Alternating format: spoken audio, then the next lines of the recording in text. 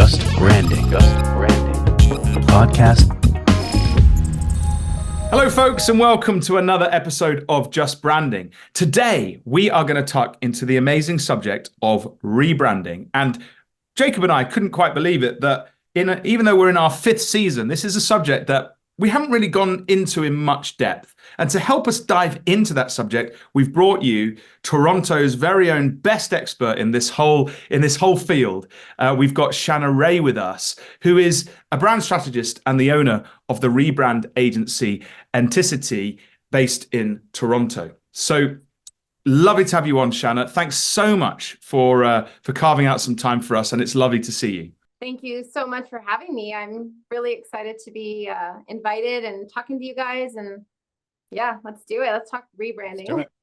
Let's do this. All right. Yeah. Well, I think it's kind of one of these subjects where I kind of feel like it's bandied around a lot. Like, you know, in business circles, people say, "Oh, I think I need a rebrand" or whatever. But it's one of these subjects where it probably needs some definition, some boundaries. And really what I'd love us to do is be able to tuck into the process and what it really means for a business to go through this. And I know you've done and led projects in this space for hundreds and hundreds of projects. But perhaps before we do that, let's start with your story. Who are you? Where did you come from? And how did you become an expert in this field of rebranding specifically? Sure. So I come from a background of graphic design, like a lot of strategists today do. My husband and I, we started a graphic design agency back in 2007. And we promised that we could be your agency for all your branding needs. And we listed everything we could do. So we did logos and, business cards and websites and billboards. And we just listed everything we did. And we were successful. We were good at graphic design, and we had quite a few clients. And then I guess flash forward 5-year mark, our sales had stopped doubling. I felt like our sales were doubled, and then we kind of hit a ceiling. And so we kind of looked around for help, and we thought, we must be doing something wrong. We're super busy. We have no cash flow. What is going on? What are we doing wrong? And so we hired a consultant, and we needed some help. And even though the consulting wasn't that helpful, to be honest, they spit out a word, commodity, just in conversation. And I kicked James's butt and he kicked mine, and we kind of looked at each other, and we remember this moment because something happened. And so that night we were looking up commodity. We realized that we were a commodity, and it dove us into a deep dive into what does that mean exactly. And then during that, we discovered conversations around running your business as a brand versus a commodity. And the more I just fell in love with that conversation, and I dug into it and I deep dived. And I think the more we learned, more I learned about it, I realized that our issue was that we were being perceived as a commodity and not a brand. And then realizing that we were promising our clients all of their branding needs, and we didn't even really truly know what a brand was at that time. We were guilty of thinking that it was the visuals and how the company looked was the brand and the branding. And so it was a huge reality check. And we thought, well, we're going to have to reinvent ourselves. We're going to have to change everything about us. And so we're going to have to rebrand. And so we dove into what does a rebrand look like and how could we do it properly. And that led into a million different opinions, a million different frameworks and processes, and a year's worth of overthinking it and overreading it. And from that, I created a process, and we put ourselves through that process. And I fell in love with it. And I said, this is what Entails is. We have to help small and medium-sized businesses first understand what a brand is, understand what branding is, and understand what a rebrand is, and then help them through it. And so we've been doing that since 2015 now. Amazing. What a Right, story. I'm going to derail you, Matt, here. Go on, do it. Definitions, it is actually the next question, but it is important, right? So you mentioned a few things there that you teach your clients: brand, branding, and rebranding. I'd love to know your perception on what those three things are, and especially rebranding, and the difference between rebranding and a refresh, or, there's other words for that, but just to get that settled. So I have the most simplified definition of a brand, and I think they're all great. Mine is, your brand is one's perception of you, period. And I know it can go further, and I know it can go into feelings and emotions and experiences, and I think that's all true. But if you look at what perceptions are and how emotions are triggered and how feelings are created, it all stems from perception, which is processed in our brains from our five senses. So as humans, we have this ability to encounter something, and we absorb it with our five senses to figure out if we're going to run away from it or move towards it, right? And these perceptions quickly form an emotional state, and these experiences will form an emotional state, which will then give you a conscious feeling towards it. So if you really boil it right back down to the guts of what a brand is, it's the perception someone has of you.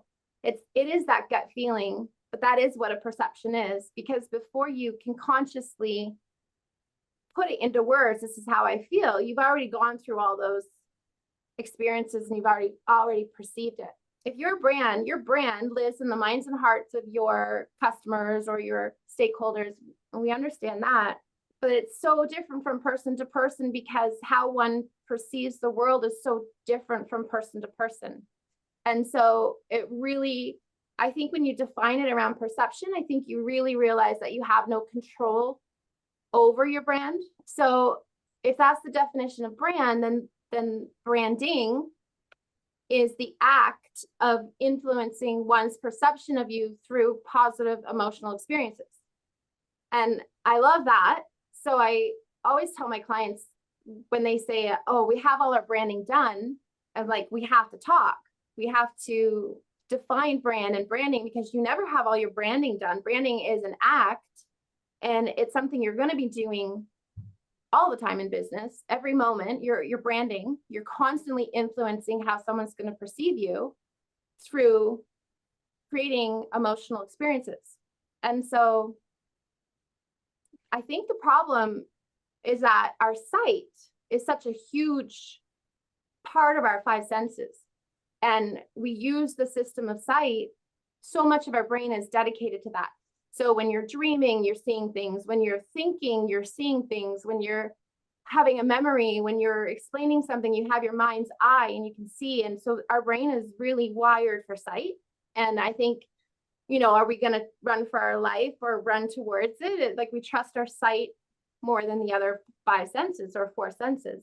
So I think that we're wired for sight. So when we see a brand identity that's appealing, we do have trust, and we do have repulse, and we have all these instant emotional reactions to the visuals. So I think that's why everyone thinks that branding is visual.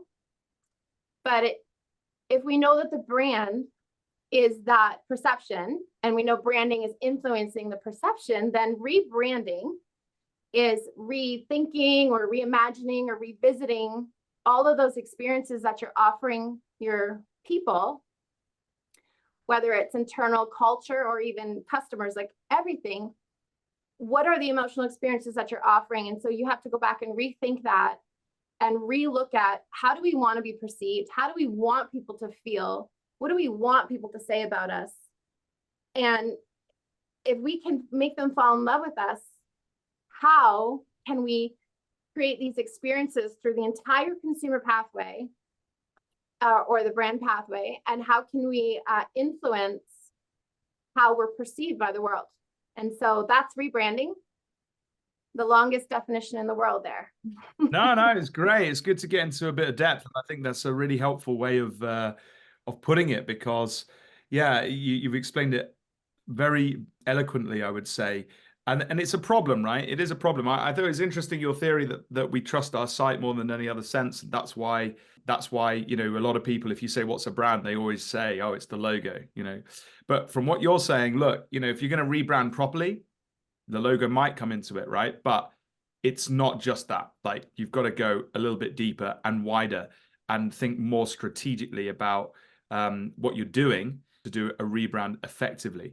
So let's move into that a little bit, you know, in terms of rebranding, rethinking, you know, how we're perceived in the marketplace, for example. What would the business drivers be? What would be the benefit to a business? Why would they consider doing that, in your opinion? And from your experience, you know, I don't know if you've got any stories or anything around, you know, typical situations that you come across where this is something a business might think is a great thing to do. Well, I'm in Canada. I don't know about you guys, UK and Australia, but 98% of our business here is small business. So the majority of our clients are small. And then I think the stats for Canada is 54% of our small business is micro business, which is 4 employees or less. So we really are built of a lot of self-employed small micro business. And so the pain points are quite common. Usually, truthfully, people come to us for a rebrand because they want to change the way they look, because they don't know the definition, and they think that by changing the way they look, they will achieve all their other goals. Another pain point they have is that their name is no longer serving them. So I think naming is a whole other conversation, but if they focused on the product or the service that they were selling, or sometimes they'll focus on the geographic location and then now they've moved. We had one client that was called Accurate Aluminum, but then they switched all their aluminum to vinyl. So their name literally was not relevant at all. So when you name your company on the product or service you sell, then you run into that issue. So you have to be more emotion-based with naming, because then you have room to grow and expand. So quite often the pain point is their name. And then I would say another big pain point would just be their sales were slipping. And that's what happened to us. We felt, or stale, like our sales were kind of sticking straight, and we just felt like we can't grow anymore. So I think the assumption is a rebrand will make our sales go up. And then you have other ones, bigger companies, they do mergers or they're offering new product lines and stuff. But for the majority of our clients, the smaller business is those 3. And so, yeah, they don't like the way they look, they don't like their name, or they just want to make more money. Nice. And so I guess it's a question of they're looking to improve the bottom line somehow. Either they want to grow, they want to scale, they want to attract better customers, I guess is a key thing. So not a bad reason to rebrand. One of the other ones that I've come across is I tend to work with sort of more medium to larger size businesses, and one of the ones that comes up there is that they've had mergers and acquisitions, right? So then maybe they've merged with another business, or maybe there's 3 or 4 businesses being purchased by one, but the one that's bought them doesn't want to kind of be over domineering, and to kind of level the playing field, they decide, look, let's rebrand everybody so that we can all feel that we're in one big, you know, family now. So that's another kind of angle, I guess, and a driver that I can think of. But whatever the reason, I guess it's, you know, ultimately it's going to be about growth. It's going to be about perception in marketplace. It's going to be about outmaneuvering the competition, you know, and it's going to be about trying to position yourself powerfully to go forwards. And for whatever reason, you would feel at the moment your position is weaker than it should be, shall we say, and so you know you can strengthen it. So that makes sense. What about in terms of if a business is thinking about that, just so that they kind of get a bit of a sense of what they're getting themselves into? You've sort of indicated that at the start of this, you know, that it's wider than just the logo and the fonts, but sort of describe that what this could entail for a business if they really lent into it and embraced some of the principles that you've talked to. Actually, before that, could we just discuss like when is a good time to rebrand? Like before we go into that, like what are the signs of it's time to rebrand, just so a business knows, like, is this right for them at this time?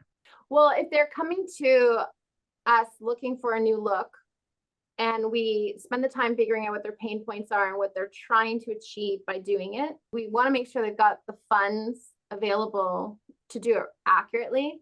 If they think that they're going to get away with the new look and the new website and not change the content or their position and not change anything else about them, and then I don't think it's the right time. They're probably better off waiting until they can focus on the accurate brand. So that's definitely about the timing, and then making sure that they have something to say. So making sure that they do have change internally, or they do have something to celebrate. I think a rebrand is a great opportunity to stay relevant, but if you don't have anything attached to why you did it and you don't take the time to tell that story, then I think it's wasted. That is so good. I just want to tuck into that and for a second, because you've just said two really smart things based on my experience, right? So the first is that, you know, if you are going to rebrand, you need resource, right? Now, you know, I'd be interested in what you think how you'd quantify that. But from my perspective, it's important to think, if you're talking to a leadership team or part of a leadership team, that it's not just the monetary resource, right? It is also resource of brain space and thinking, right? Particularly from a leadership perspective, if you do branding properly and you realize that in fact you haven't got something to say, like you've said, you haven't got something that's of value to kind of shout about in the space, then you've got to get back to the drawing board. You've got to innovate with your team. You've got to make some bold decisions as to how you're going to improve your positioning. And that is strategy work that has to be done first. And then you can go to market and sort of signal that, you know, with a rebrand. Would you agree with that? And like, you know, how would you quantify that resourcing? Are they ready from that perspective? 100% agree. It's more time. When I was saying the resources, I was thinking more time and more team. Sometimes it's really hard to have the entire leadership team show up at the same time and take time away from work and get them off of whatever it is they're doing. So also, sometimes the marketing department gets tasked with this, and it doesn't make sense that the marketing department siloed in a rebrand. So I always ask if the owner or CEOs or like the decision makers at the top are going to be a part of it. And in the quoting process, when I'm getting to know them, if they're saying, well, they might show up for a couple, then I know for sure they're not ready for a rebrand, because the one at the top making the decisions doesn't value it and doesn't understand. But if I can get an appointment with that person and we can talk and then say, listen, I want to know if you want to value this, or if this is, unfortunately, they don't have the 4 to 6 months that it could take to take a train that's going full speed. You got to slow it down, and then you have to get it going full speed the other way before they're going to get the results they're wanting. And I also have this like Harry Potter train in my head going, they literally don't understand that we got to stop and go this way. And actually, truthfully, Matt, that's a big part of why I don't love working with the larger companies, because I think the smaller companies' trains can stop and go a lot quicker. And when you're working with the owner, I love the heart and the passion. And so yeah. We've talked about the definition, we've talked about why you may need it and the benefits of doing it. Now we're going to tuck into what it actually entails. Like what are like your clients going through in a rebranding process? You said 4 to 6 months, so it's no quick endeavor. No, it's not. I believe a lot of time has to happen with discussion at first. So first of all, what is branding? What is a brand? All of that brand 101. And we do it with Zoom calls. I say, just grab a coffee and we'll talk. A lot of it's discussion. We need to make sure that we're talking the same language, and that I need to make sure what are their goals? What is their dream? What is their vision? What is, in a perfect world, what does business look like for them? And some of the questions that they love answering, like what's holding you back and what are all the obstacles you have? And then we get into more deeper questions, like why do you exist? Like what problem are you solving? What, why are you different? Why do people choose you over others, and what makes you different? And quite often everybody knows what makes them different, and then they tell you their heart and their passion and what makes them different, why they're so great.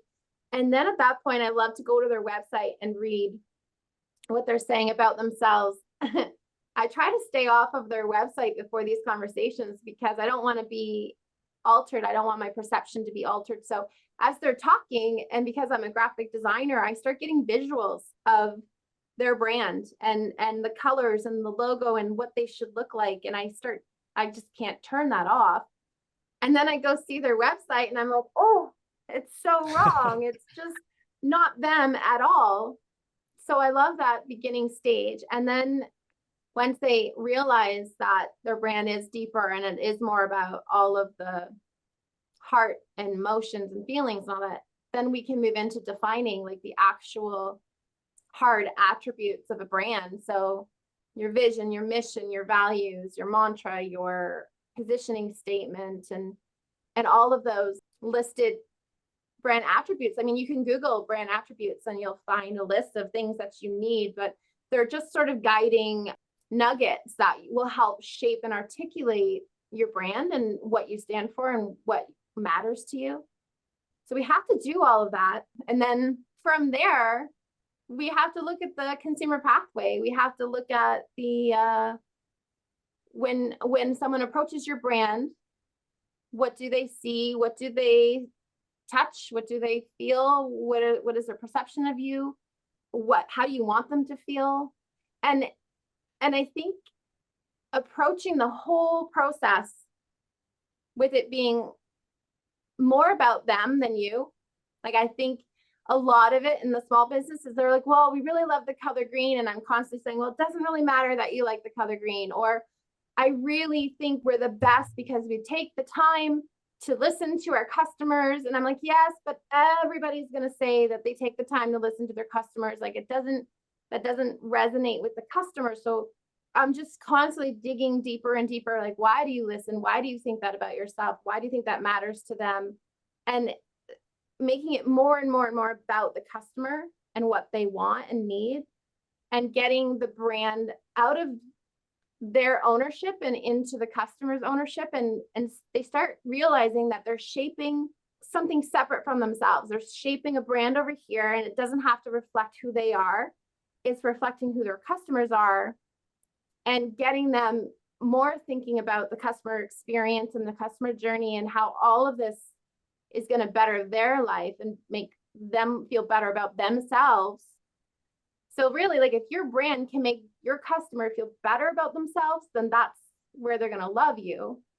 So once we start planning the experience that your brand's going to offer, then we decide what's the name, and then we decide what's it look like. So you really need to define so much. So there's hours of conversation with a week in between, because you need them to like digest it, and you need them to think on it and come back the next week and say, okay, that conversation changed the way I think about our business. And if you rush through it, it's not marinating, it's not resonating with them enough to make a change on how they're going to offer the experience. Because if you make it look good and you don't change the way you experience it, and they don't value that, then it's the lipstick on the pig issue. So you need that time for everybody's head to and realize this is why we do what we do, and this is why it matters. Yep. And this is why we're rebranding. And when we launch, we're going to offer such an improved experience that our visuals are going to set an expectation, and then we're going to deliver upon it.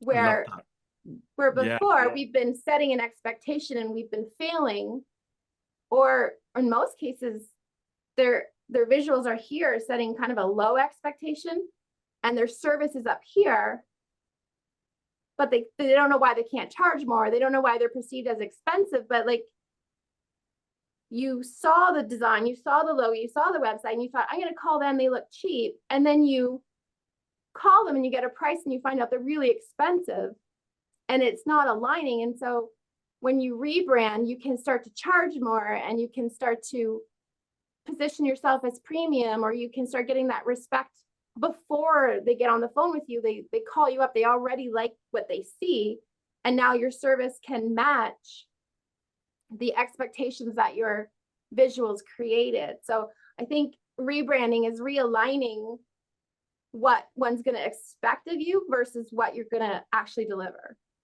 I think that's brilliant. There's a few things there. I mean, you started off with the definition that the brand is the perception of the customer. So it makes sense, doesn't it, that as you go through that sort of the early discussions, that you're becoming the voice of the customer for them, as an outsider looking in, challenging their sort of their view of themselves and trying to put the customer's voice up front and center, I think is absolutely crucial. And the other thing that I thought was interesting about what you're saying, and I 100% agree, that if you do a brand strategy properly, it should change a company, like actually change them.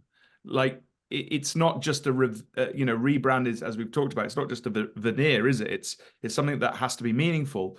Something that I do with some of my clients is we actually set two things. I find it quite helpful that when they're launching it internally to their team, the leaders sort of paint the old world and the new world. So it's like kind of like, at the moment we're doing this is the old world. We're repositioning and we're going to change these things. And what you're going to see more of is X, Y, and Z, because our strategy is to move into that space, or to lean into that, or to really own that, or to amplify that in our customer experience. And if you have a slide with old game, new game, or old scenario, new scenario, that can be really helpful to help communicate that.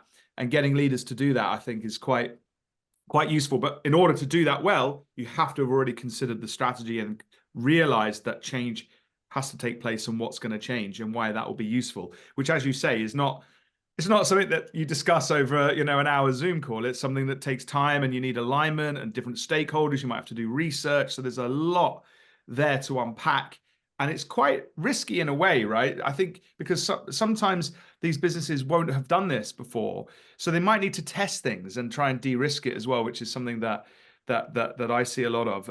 But ultimately, at the end of the day, the leaders, if they're going to do it, have to step into the unknown and go for it, and that's where that real value is created, because they're going to start offering something that's unusual in the marketplace and help them stand out. And I think that's where the real value is. But fantastic. What do you think about that then? Like, in terms of helping leaders with stakeholders and internally, how do you tackle those sort of, how do you help them bring their teams along for the ride as well?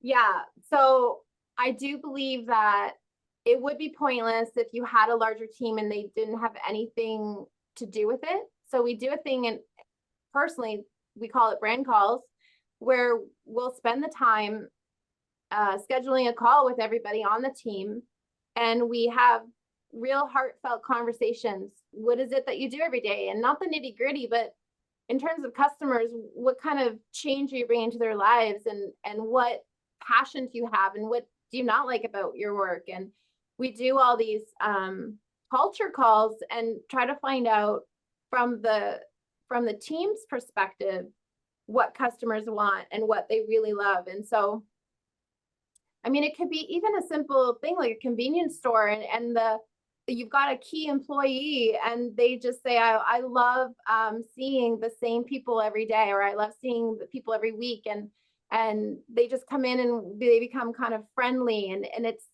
the owner of the store never works there, so they're selling cheap milk and cheap bread, but the person that works there is saying, no, I love little Sally that comes in and I always buy her a little candy. And it's the relationships. And I think that's the tiny convenience store, but it's also when you work with $1 billion company and you're talking to the marketing department, their passion is when that customer calls and they get them on the phone, or they do a review on Google and they find out that this product that they bought changed their life, and they were so thankful. And it's always the human interactions that matter most on all levels. And so if you can get this team opportunity to talk, then, and actually I gotta say, that's so important, is to let people talk, because of the part of the brain associated with talking is so emotional. It's connected to all of our emotions. And so I think some companies will send forms. Please fill out this form and tell us what you like and what you don't like and but when people fill out forms, they're thinking with the left side of the brain, and they're thinking rational, and they're not thinking from their heart. But when you get them on the phone and you can hear their tone of voice and you can just let their words come out naturally, it's more intuitive and more heartfelt. And so I find that's why there's so much talking involved with the rebrand, is because we want their emotions coming up out of them. Usually the staff is so happy that they were heard and they were listened and that they have a role. And then of course, when you do changes, we do PowerPoint presentations, we'll have a luncheon, we'll show everybody, we'll get excited, but it's always because this is our promise to the people, and this is really what we're selling. So we're taking the focus off the product, and we're taking the focus off the service we're doing, and we're putting all of our focus on that emotional benefit that our customers are going to get when they buy our product or service. But we're making our customers feel this way, and we're making this change in their life, and we're making and everyone gets excited about helping other humans. I just think it becomes way more human. Right. Stop selling the product and start selling the change. Start selling the emotion, that the improvement that you're going to bring to life to the lives of your customers. Absolutely love that. So let me ask another question. What are common pitfalls that you see, ShannaRea, for businesses that perhaps start down this process? Like, is there any kind of common traits that you see where people perhaps should watch out before they press go on something like this? So we see big brands do major pitfalls, I think, in the public eye, and those are always fun stories when you do hear of a international global company make a mistake, like Jeep opening up the minivan. Like, that was a brand fail, because it's usually when they didn't realize their audience, or you could tell that they were trying to be everything to everyone. There should be no minivan in the Jeep collection of Jeep lovers. It always that's a huge pitfall. And then you look at Elon Musk and Twitter with the X rebrand, right? Like, is it a fail? It had nothing to do with the customer. It had no change. It had no added value. And I think if you're an Elon Musk fan, then you support it. But if you're a Twitter fan, it just made no sense. And it was very confusing. And so a pitfall that's common is just when you rebrand, but you don't connect it to the existing love that exists for your brand already. And so if it's not celebrating your existing advocates and encouraging more love with them, like, it doesn't make sense. So a pitfall would be just completely missing the mark on who your audience is. Another pitfall would be focusing on the visuals and not connecting it to that message.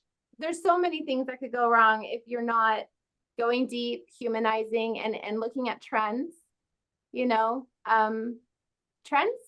are real. Like, a lot of people think they're fads, but trends are major shifts in society that will change the way people expect things. So if you don't take that opportunity to rebrand, to shift into all of those more modern expectations that weren't there the last time you branded, or visually branded, or rebranded, I don't know how you want to say it, but if you haven't addressed your brand like that for, say, 5 or 10 years, well, where's the trends? Where's people thinking today? What's the climate? Like, what can we do so that it's relevant, but also it's gonna keep us relevant for the next 5 to 10 years before we rebrand again? Well, nice. And then, or refresh, like Jacob had said. Maybe we flip it and share some, successful rebrands, for example. Do any examples come to mind? My favorite successful rebrand right now is Barbie, Mattel's Barbie. Like, that was toy that was failing. Society's shifted, our trends, our body positivity conversation, our gender conversation, and they were looking at a toy that was from the 60s that, I mean, captured a lot of hearts, but wasn't going to keep, you know, capturing hearts. And so how could they become relevant and become meaningful in today's climate?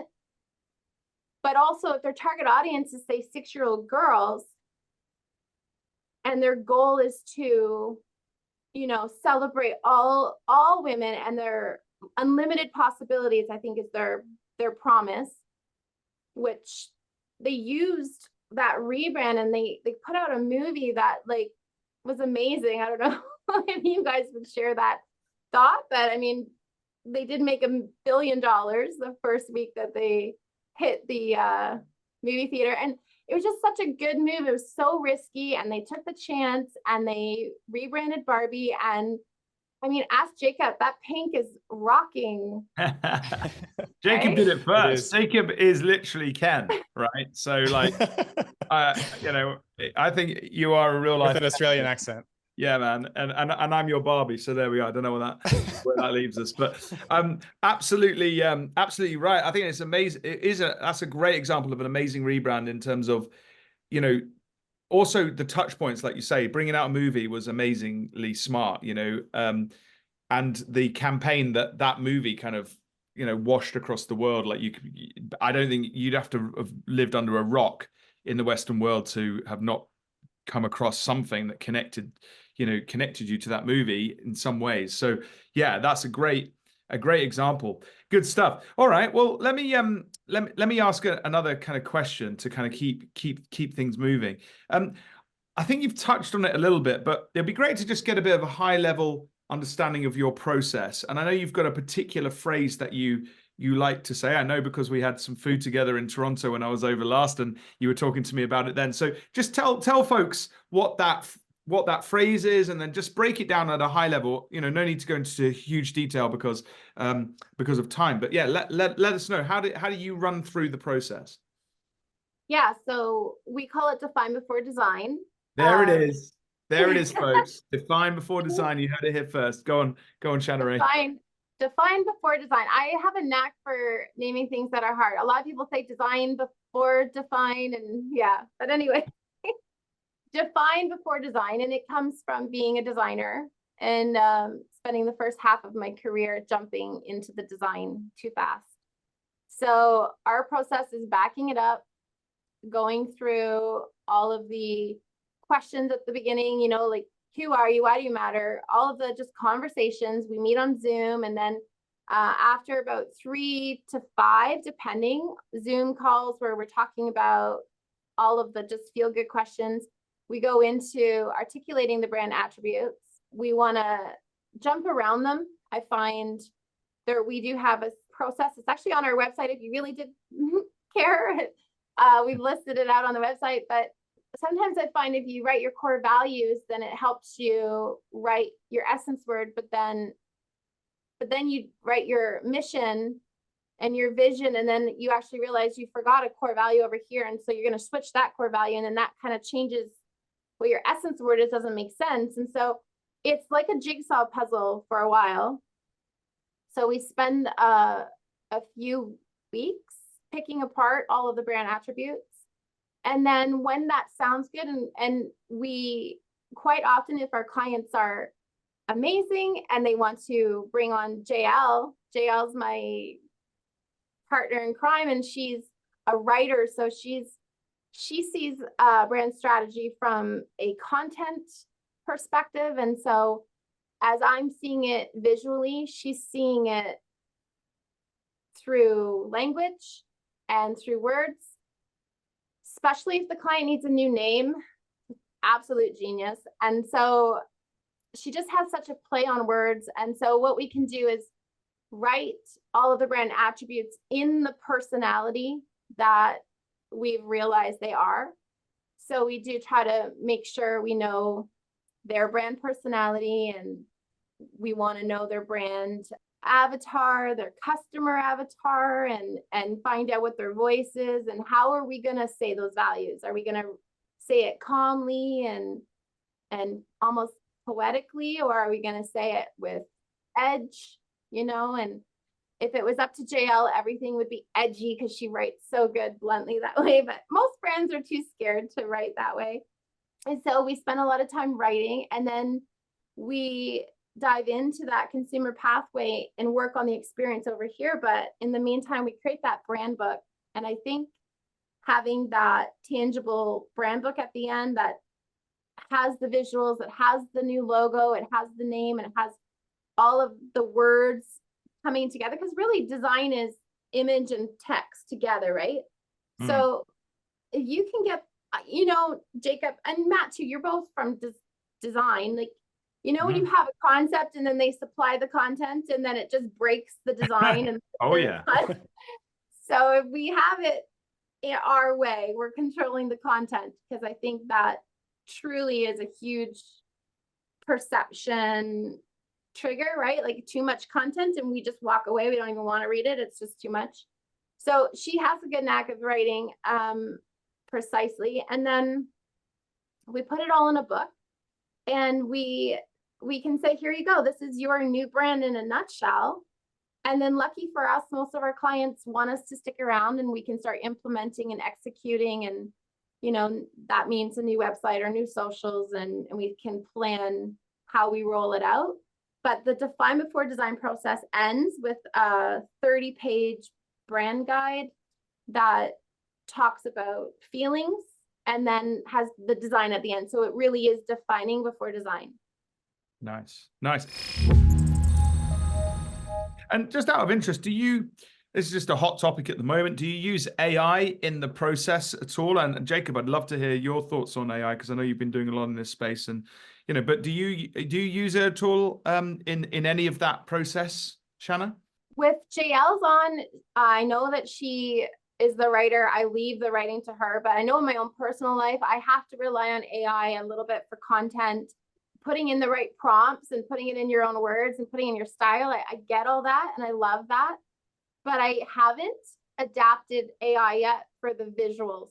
And I do think, talking about shifts and trends, I do think AI is going to completely shift logo design, because logo design for the last 5-8 years have been flat, simple, minimal.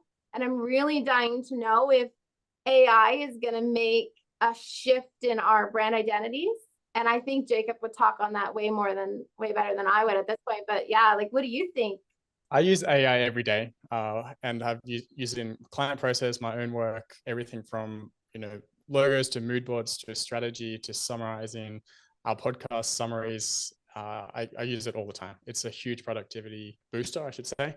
How I use it with strategy, I've been experimenting even in workshops. Even just yesterday, I used it very successfully with a client.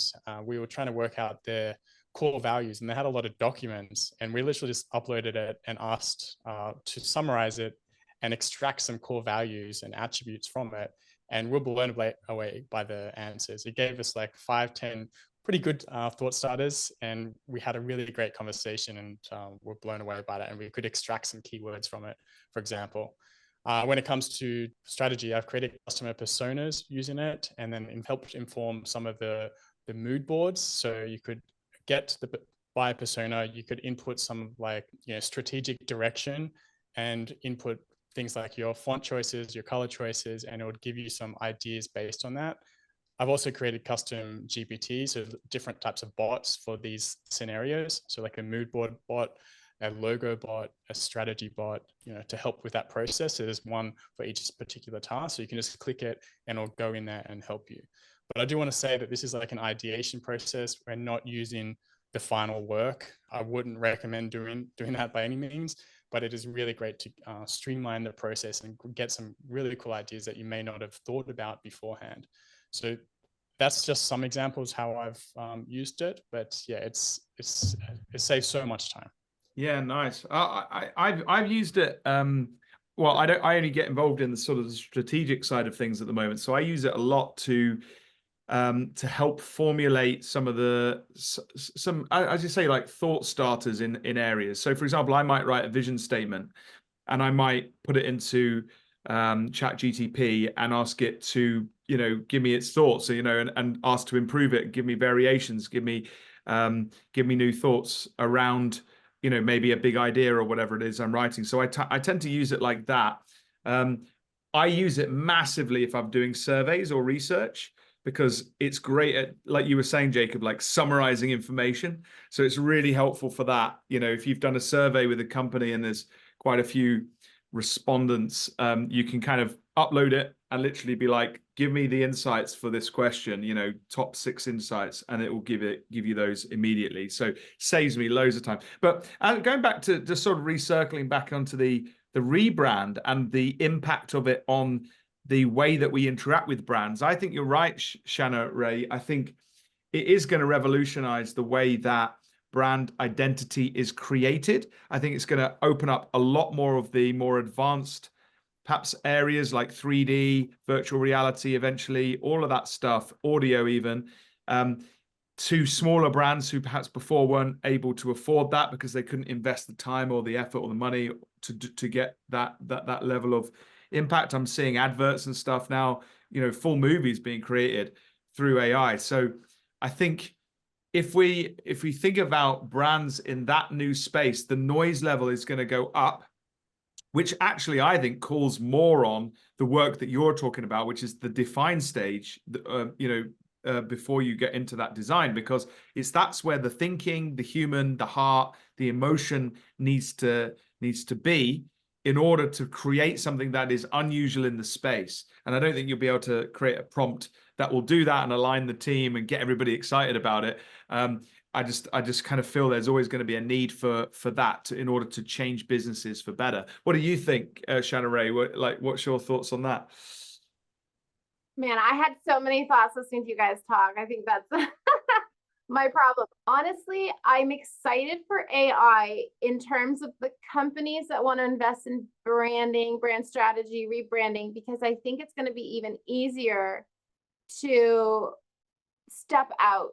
I think everybody's going to sound and look the same for a while because I think they're going to think they're doing a good job. But I do think AI is only as good as the prompter and what the ideas they're putting in and getting generated and directing. So it still comes down to, if you don't understand branding and what you're doing and how you're connecting on an emotional level, then they're going to be using AI, but they're still going to be selling the shoe, or they're going to be selling the package, or they're going to be selling the product, and they're not going to be using all of these resources to generate emotional content.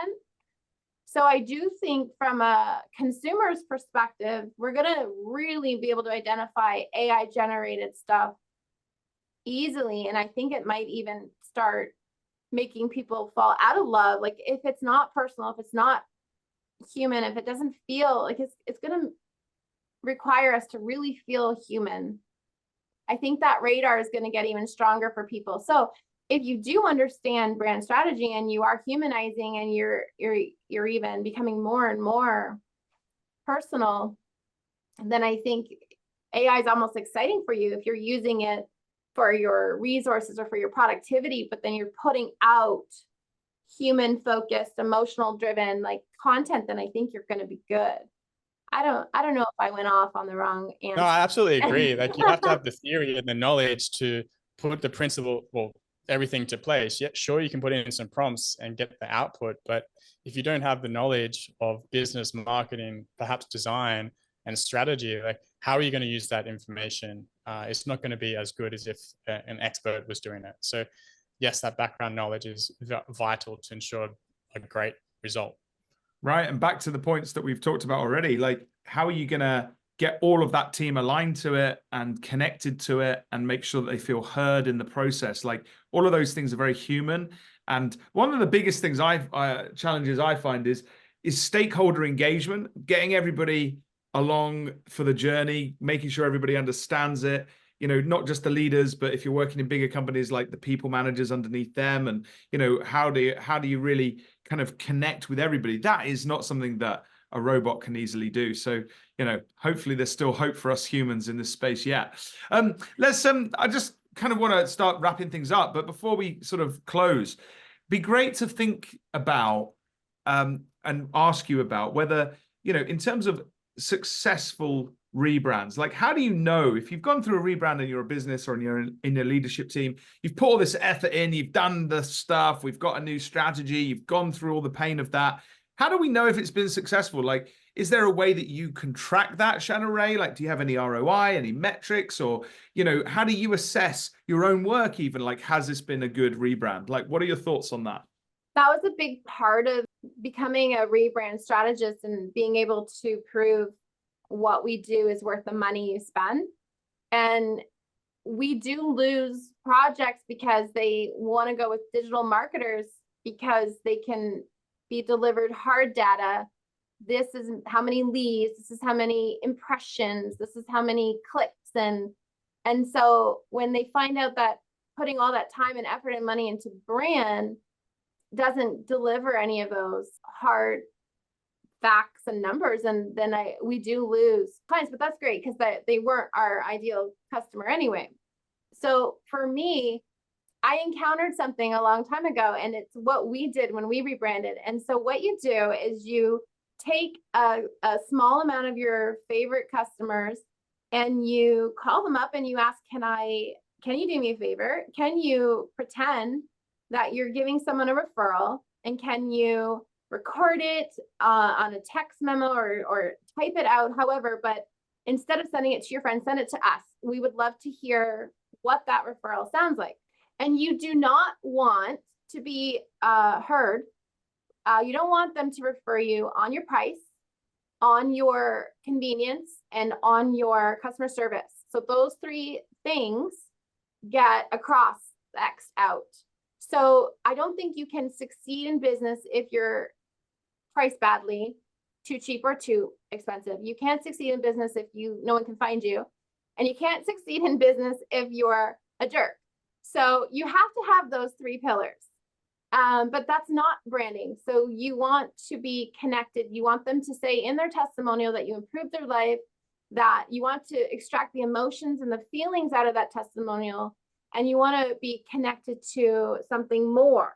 So we did that, and we sent it to our 10 favorite clients, and I promise you, it was so embarrassing. Everything that came back was Shanna and her team are greatly priced, economical, fair price, like all the cringy words that you don't want to, you wonder why. And lovely people. Yeah, we were feeling broke, but they're so quick. They're so responsive, and they're so nice, and everything is so friendly. And I thought, I'm the triangle. We're cheap, we're fast, we're convenient. And so we crossed everything out. We got 10 really nice testimonials that all said the same thing. And I realized that there's no brand, there's no emotional connection, and they don't know what they're buying. So the goal is, after you do that, a year later, you ask the public again for this referral. And if they start incorporating the perception that you want them to, it's the best way to know. And so here we are years later, when people call us or email or they book a Zoom meet off of our website, they say, hi, I'm looking to rebrand. We don't, for the first couple of years, they were, hi, we were looking for a website, or hi, can you help us with our logo design? Now they're literally saying, we need to rebrand. So that's how you know that your perception is accurate, and your efforts to change your perception is working when people start coming to you for the same things that you're selling. And then you've got your profits going up, or that conversation that we have with our clients at first when we're trying to capture what their pain points are. Like, we had the one client that said, we have 3 vans on the road, but in a year, I'd really like to have 5. And so we have that yearly call and we say, hey, it's been a year. How was the last year? How was the rebranding? Like, are you 5 vans on the road? And he's like, we have 17 vans on the road. We are across Ontario. We are doing so well. We're so much more than what like, that's a joke, our goals a year ago. And then I'm like, okay, so branding worked. Yeah. But it's hard because they also increase their Google spend, and they also are putting out ads simultaneously because now they're proud and they're confident. So it's hard to tell what came first, the chicken or the egg, but at least all their marketing efforts are gonna be spent well because they have a brand that's delivering the experience.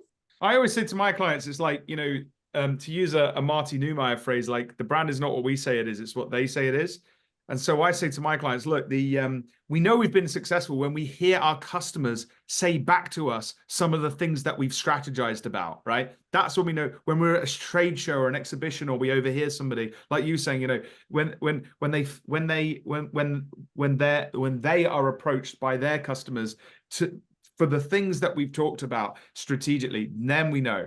And so, you know, that takes us full circle, doesn't it? Right? We know it's a successful rebrand when the perception that we're seeking to obtain from the audience that we're seeking to attract is correct. How about that for a little closing definition? But that's not kind of the final question, because we always like to ask, ShannaRea Dennis, where can people find out more about this stuff, more about you, more about rebranding? Well, you can find me on LinkedIn. I think you can just find ShannaRea Dennis. I'm not sure actually, but I do like to hang out on LinkedIn. But yeah, entails.com is where you'd find my business. You can book a Zoom meet there. I love that 30-minute chat just to see if the rebrand is for you. And I always say authenticity is the second half of the word authenticity. We stole it from that word, but you know, authenticity is truly what your brand is. That's the whole goal of rebranding is diving into what's the most authentic you. So entails.com is where you'd find us. And I hope you do book a Zoom meet, and we'll start with a 30-minute chat and see if we're a good fit. That's where you find me. Awesome. Thank you. Thank you so much. Yeah, thanks for coming on, ShannaRea, and let's have dinner next time I'm in Toronto again. It was great having you on the show, and take care, and you know, all the best to you, your husband, and the rest of your team that work with you, and you know, please thank them for allowing you to carve out this time to be with us. We appreciate you. Thank you, 100%. Thank you guys for doing what you do. Your content's amazing. Your podcast is amazing. And on behalf of all small business and entrepreneurs and strategists, thank you guys. Oh, that's very kind. All right, then, we'll take care. Thanks very much. See you then. Bye.